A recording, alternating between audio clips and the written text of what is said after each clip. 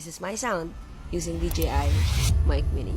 Hi guys! So you're probably wondering bakit I sound very different. I sound crisp. I sound clear and buong-buo ang naririnig nyo ngayon. That is because I just got my first DJI Mic Mini. Gusto kong i-share na I was able to reward myself.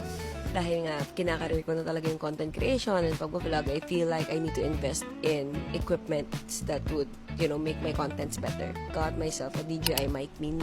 This is sealed, brand new, and I only got this for 1,500.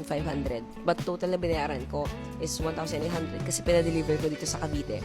And kung gusto nyo ng legitimate DJI equipment, drones, action cams, I don't know if may Pocket or Osmo Nano sila, and mics, kay Sir John Clemente from DJI Philippines, kaya bumili. Brand new, sealed, and super bagsak presyo. Sa mall, nasa 2,100 pesos to.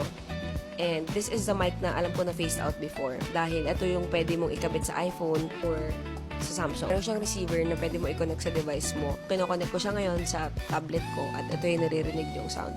Pero pagdating ni Osmo Pocket 3, hindi na ako mahirapan kasi automatic plug and play lang siya. So, nakuha ko yung Osmo Pocket 3 sa payday sale ng DJI kahapon and sobrang excited ako gamitin. So, yeah.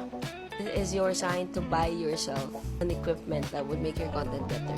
And this is my sound using DJI Mic Mini. Bye guys!